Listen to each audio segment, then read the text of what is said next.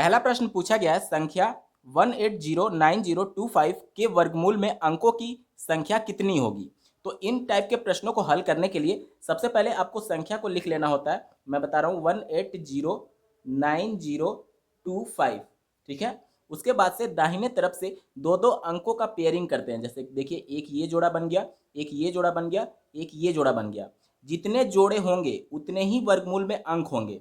और अगर कोई जोड़ा नहीं बन पाता है और अंक बच जाता है तो उसको भी हम लोग एक अंक जोड़ लेते हैं। यानी कि देखिए, 1 2 3 4, यानी कि इस संख्या के वर्गमूल में कुल कितने अंक होंगे, तो उनकी संख्या हो जाएगी 4।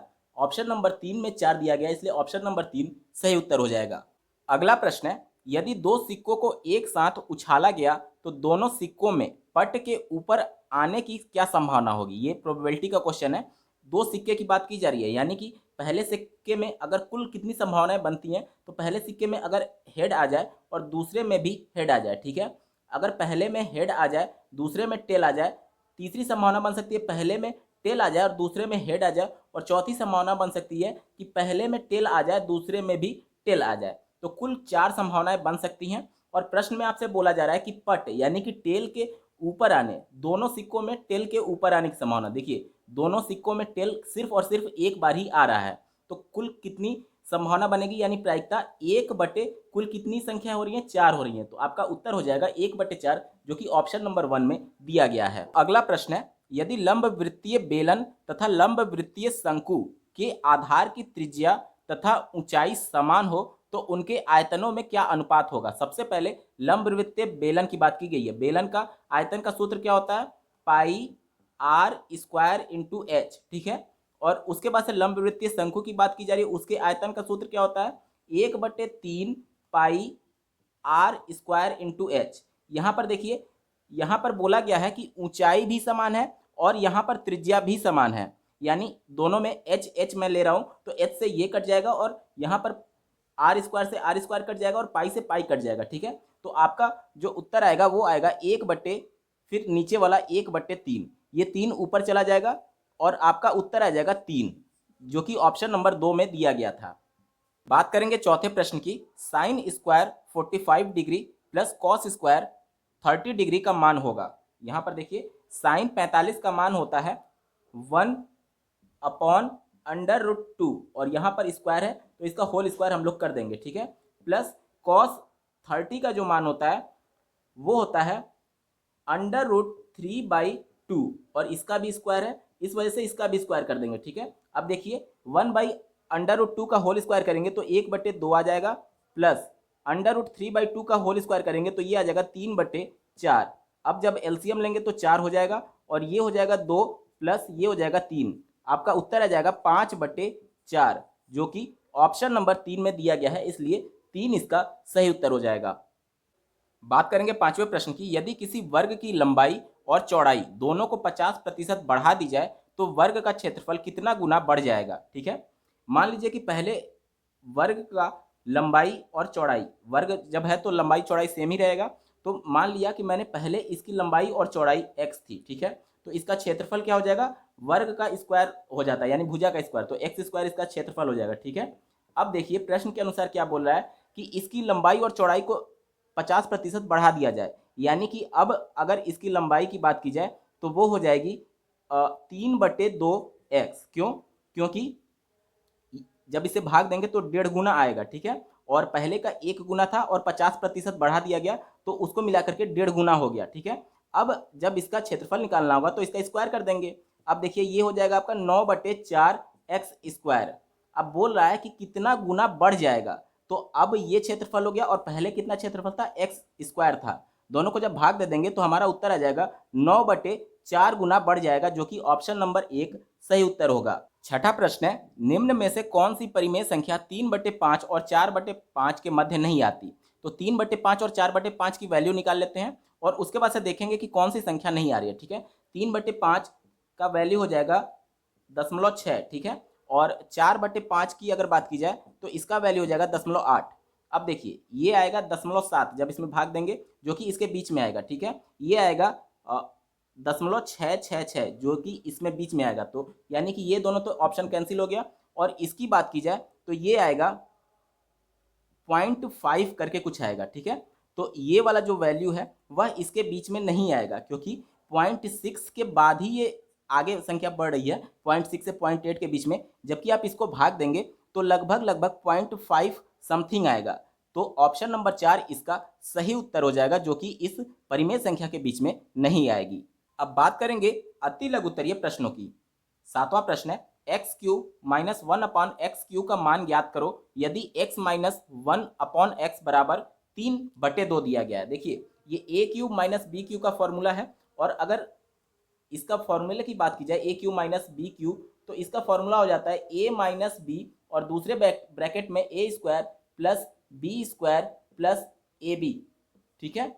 अब देखिए a माइनस बी यानी कि x माइनस 1/x की वैल्यू यहाँ पर दी गई है, लेकिन a स्क्वायर बी स्क्वायर और ए बी का मान आपको नहीं दिया गया। तो सबसे पहले ये वाला जो मान गिवन है इसको हम लोग दोनों तरफ का स्क्वायर कर लेते हैं। तो उससे देखिए क्या फ़ायदा होगा, x माइनस 1/x का जब होल स्क्वायर करेंगे तो क्या होता है, a square a minus b का होल स्क्वायर का फॉर्मूला क्या होता है, ए स्क्वायर यानी कि x square plus b square यानी कि 1/x का होल स्क्वायर हो जाएगा, यानी कि 1/x स्क्वायर प्लस -2ab, ठीक है। यहाँ पर हो जाएगा -2ab, तो 2 गुणे जब इसका और इसका मल्टीप्लाई करेंगे तो वो 1 हो जाएगा, यानी कि -2 हो जाएगा, ठीक है।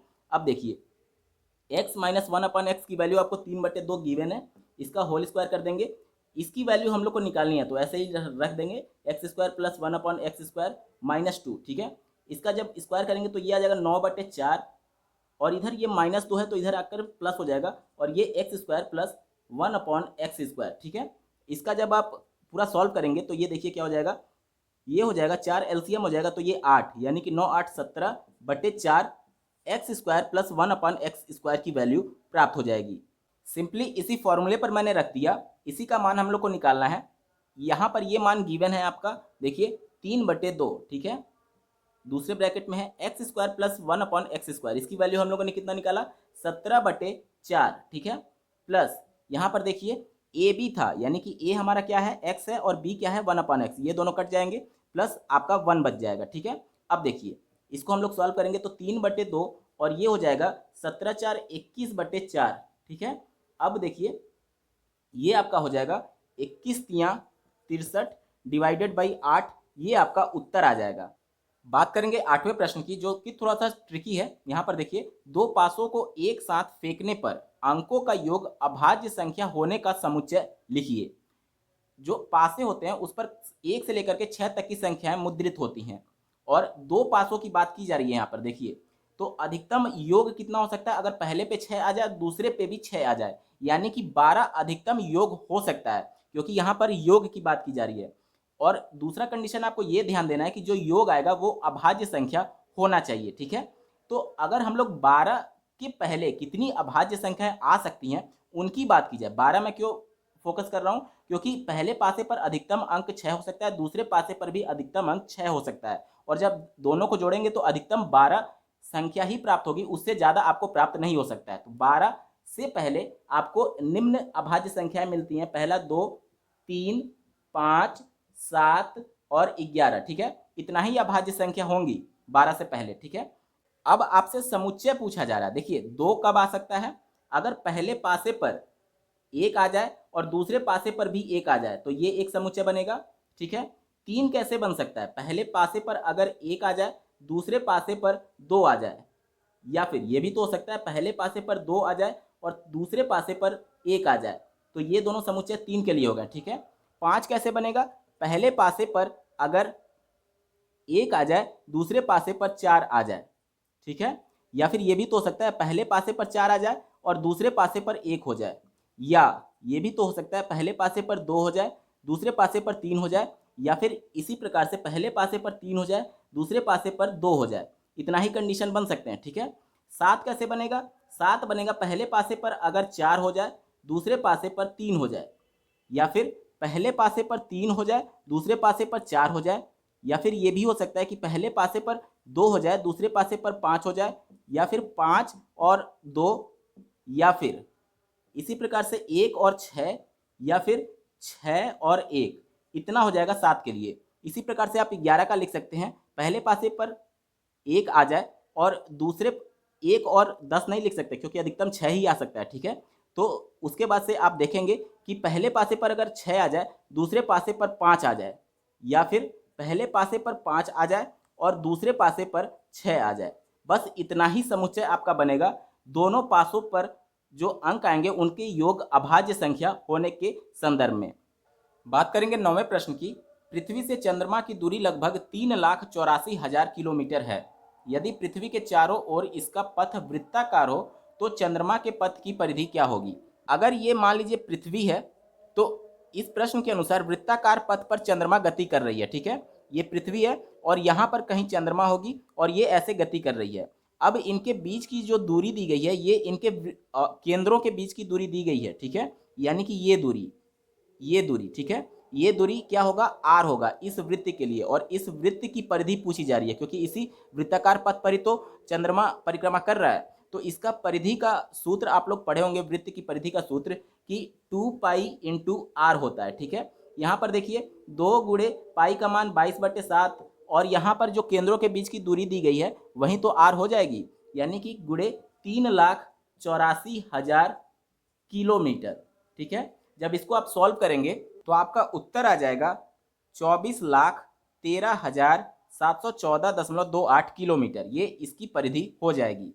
10वां प्रश्न है, गुणनखंड करो और यहाँ पर आपको दिया गया 24 minus 3a square plus 34a। सबसे पहले इसको स्टैंडर्ड फॉर्म में कन्वर्ट कर लेते हैं, जैसे कि a x square plus b x plus c के फॉर्म में, ठीक है। तो आपका हो जाएगा -3a square plus 34a plus 24, ठीक है। अब देखिए अब गुणनखंड कैसे करते हैं, ए और सी का आपस में गुणा करते हैं और इस प्रकार से उसको तोड़ते हैं कि जोड़ने या फिर घटाने पर ये वाली संख्या, बीच वाली संख्या प्राप्त हो जाए। जब 3 में 24 का गुणा करेंगे तो 72 आ जाएगा, ठीक है। अब दो संख्याओं में 72 को इस प्रकार से तोड़िए कि जोड़ने या फिर घटाने पर 34 प्राप्त होना चाहिए। तो आप देखेंगे कि 36 और 2, देखिए 36 में से अगर हम लोग 2 घटा दें तो 34 मिल जाएगा और 36 में 2 से गुणा कर दें तो 72 मिल जाएगा। तो ये सेट हो जा रहा है। तो इस प्रकार से आप कर सकते हैं -3a square plus 36a minus 2a plus 24, ठीक है। यहाँ से देखिए क्या काम होना हो जाएगा,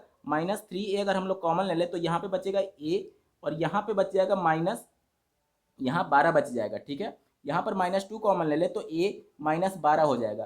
फिर यहाँ पे a -12 और दूसरे ब्रैकेट में -3a -2 आपका ये जो है इसका गुणनखंड हो जाएगा।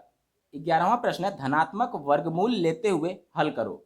देखिए 400 का वर्गमूल आपका 20 हो जाएगा, प्लस इसका जब आप देखेंगे तो इसका हो जाएगा 0.2, ठीक है। और इसका जब वर्गमूल लेंगे तो ये हो जाएगा 0.002। अब इन तीनों को अगर जोड़ा जाए तो आपका उत्तर प्राप्त हो जाएगा 20.202 आपका उत्तर हो जाएगा। अब यहाँ से आपके लघु उत्तरीय प्रश्न शुरू होते हैं। 12वां प्रश्न है, विद्यालय की बास्केटबॉल टीम द्वारा 10 मैचों में प्राप्त अंक निम्न है।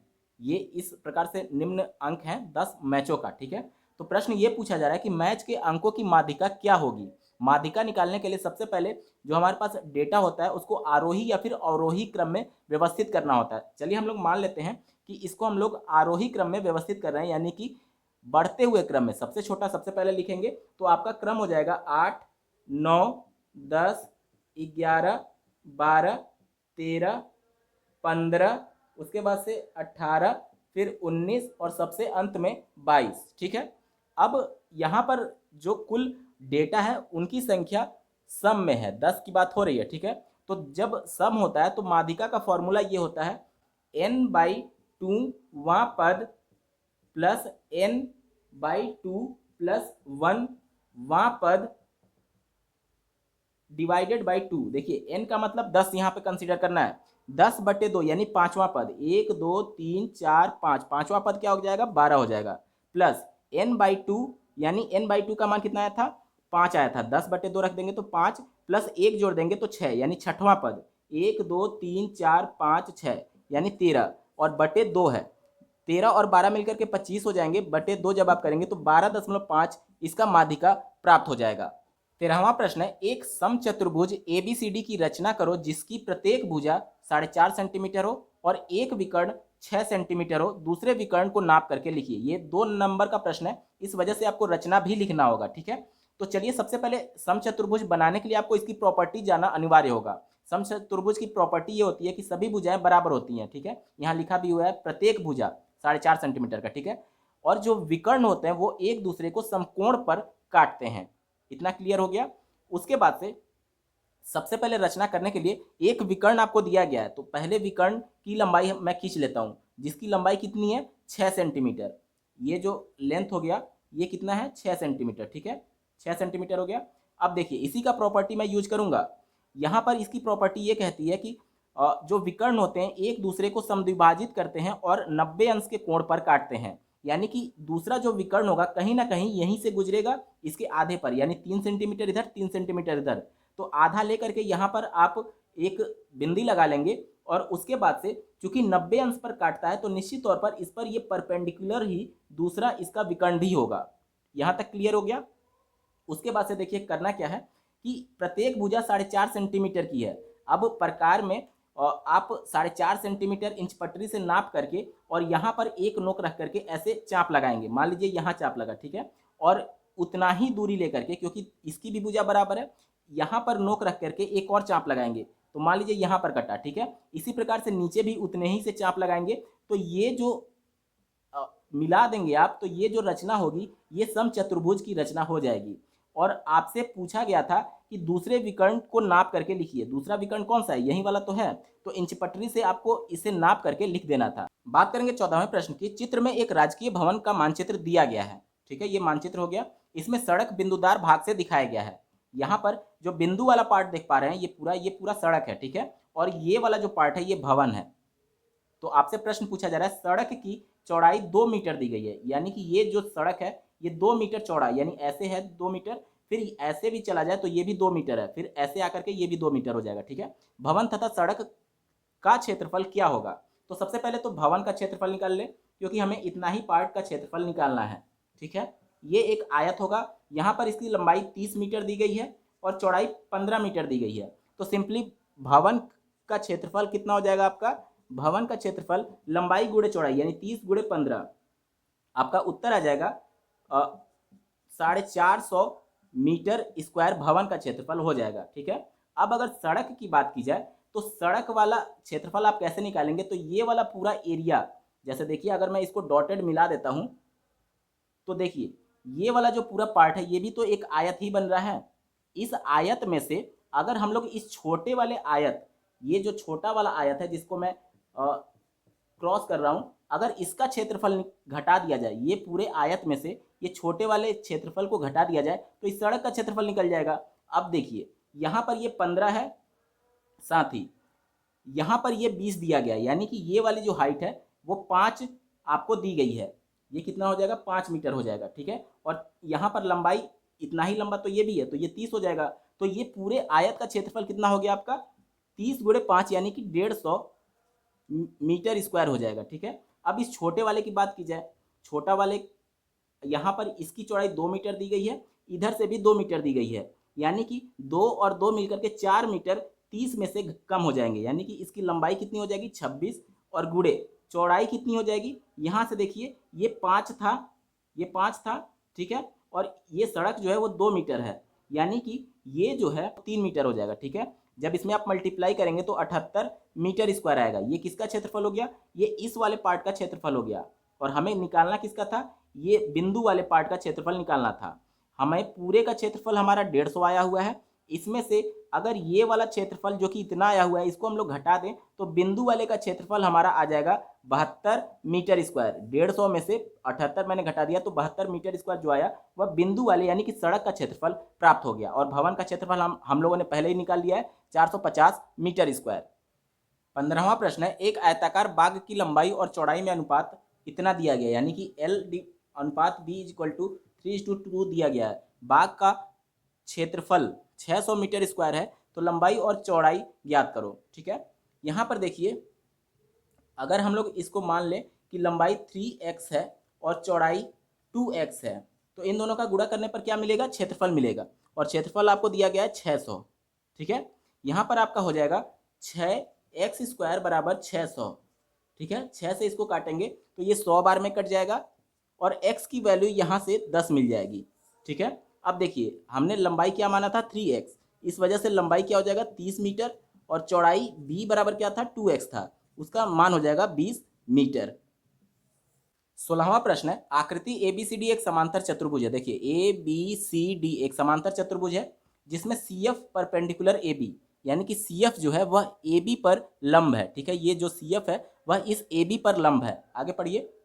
और BG परपेंडिकुलर AD, BG यानी कि ये जो BG है वह इस AD पर लंबवत है, यानी कि ये 90 अंश का कोण है। आगे पढ़िए। यदि AB बराबर 16 सेंटीमीटर, AB यानी कि इसकी लंबाई आपको कितना दिया गया है, ये 16 दिया गया है AB यहाँ तक। ठीक है, आगे पढ़िए।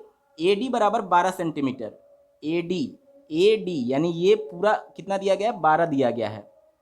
CF बराबर 10 सेंटीमीटर, C और F इसकी लंबाई कितनी दी गई है 10 दी गई है।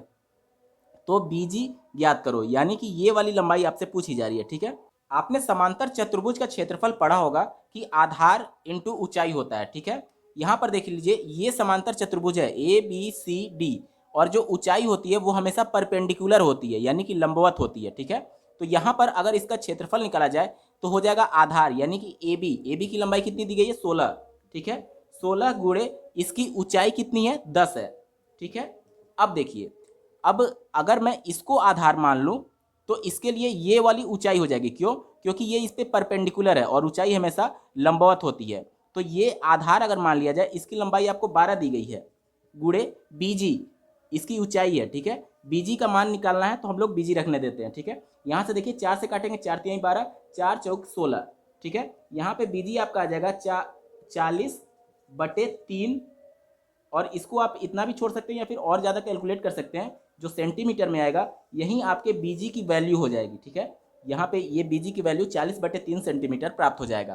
पहले कंडीशन के अनुसार हमने उत्तर 40/3 सेंटीमीटर BG की लंबाई ज्ञात कर ली। ठीक है, अब दूसरा कंडीशन ये बोला है कि AD बराबर 10 सेंटीमीटर दिया गया है, AD अब 10 कर दिया गया। ठीक है, ये वाली लंबाई 10 हो गई। CF 8 सेंटीमीटर, CF 8 दिया गया है और BG 12, ये वाली लंबाई 12 दिया गया है। तो अब AB की लंबाई पूछ रहा है, फिर वही फॉर्मूला लगाएंगे, आधार इंटू ऊंचाई। यहाँ पर आधार नहीं दिया गया तो हम लोग AB लेकर के चलेंगे, इंटू ऊंचाई 8 दिया गया। ठीक है, लंबवत ऊंचाई। फिर उसके बाद से ये आधार मानेंगे, आधार कितना दिया गया AD बराबर 10 दिया गया और इसकी लंबवत ऊंचाई 12 दिया गया। ठीक है, यहाँ से देख लीजिए, इसको हम लोग 4 से काटेंगे, 4 दूनी 8 और 4 तिहाई 12। फिर ये हो जाएगा AB बराबर 10 तिहाई 30/2 यानी कि 15 सेंटीमीटर आधार AB का मान आ जाएगा दूसरे कंडीशन के लिए। ये आपका हो जाएगा उत्तर। 17वां प्रश्न दिया गया कि सिद्ध करो tan 90 बराबर tan 30 plus tan 60 divided by 1 minus tan 30 into tan 60। ठीक है, यहाँ पर राइट हैंड साइड लेकर के हम लोग चलेंगे। tan 30 का मान होता है आपका 1/√3 प्लस tan 60 का मान होता है √3 डिवाइडेड बाई 1 माइनस tan 30 का मान 1/√3 और इंटू tan 60 का मान √3। यहाँ से ये कट जाएगा, 1 माइनस 1 आ जाएगा। ठीक है, यानी कि 1 माइनस 1 नीचे 0 आ जाएगा और ऊपर कोई भी संख्या है अगर उसमें 0 से भाग देते हैं तो वो अनडिफाइंड आ जाता है, अपरिभाषित। ठीक है, और tan 90 का जो वैल्यू होता है वह भी अपरिभाषित होता है। हमने राइट हैंड साइड लेकर के चला जो कि tan 90 के बराबर आ रहा है, इस वजह से ये सिद्ध होता है कि ये जो इक्वेशन दिया गया है वो सही है। 18वां प्रश्न है एक पासे को 1000 बार फेंकने पर प्राप्त परिणाम 1 2 3 4 5 6 की बारंबारता निम्न सारणी में दी गई है। 1 2 3 4 5 6 में से प्रत्येक के आने का प्रतिशत ज्ञात करिए। देखिए ये प्रश्न ये बोल रहा है कि एक पासे को हम लोग 1000 बार उछाला गया। ठीक है, जिसमें से एक मतलब पासे पर एक अंक 185 बार आया, 2 अंक 145 बार आया, 3 अंक 160 बार आया। इसी प्रकार से ये बारंबारता दी गई है। अब आपसे ये पूछा जा रहा है कि एक कितने प्रतिशत बार आया हुआ है, उसका प्रतिशत कितना होगा। तो एक का प्रतिशत आप निकालेंगे तो देखिए 185 बार एक आया हुआ था और कुल कितने बार फेंका गया है, 1000 बार फेंका गया है, गुणे 100 कर देंगे तो ये आपका प्रतिशत में कन्वर्ट हो जाएगा 18.5। ठीक है, इसी प्रकार से 2 का जब आप निकालेंगे तो ये हो जाएगा 145 डिवाइडेड बाई 1000 गुणे 100, तो ये आपका हो जाएगा 14.5। इसी प्रकार से इसका आ जाएगा 16, इसका 14, इसका 18 और इसका 19। ठीक है, प्रत्येक का आप अलग अलग निकाल करके उत्तर दिखाएंगे और ये आपका पूरा पेपर सॉल्व हो चुका है। दोस्तों आपको यह वीडियो कैसा लगा कमेंट्स के माध्यम से जरूर बताइएगा। साथ ही वर्ष 2021 में चतुर्थ सेमेस्टर के पूछे गए अन्य सब्जेक्ट्स के प्रश्न पत्र और वर्ष 2019 और वर्ष 2020 में फोर्थ सेमेस्टर के सभी प्रश्न पत्रों का कंप्लीट सोल्यूशन देखने के लिए इस वीडियो का डिस्क्रिप्शन चेक करना ना भूलें। इस वीडियो को देखने के लिए आपका बहुत बहुत धन्यवाद। भगवान करे आपका दिन शुभ हो।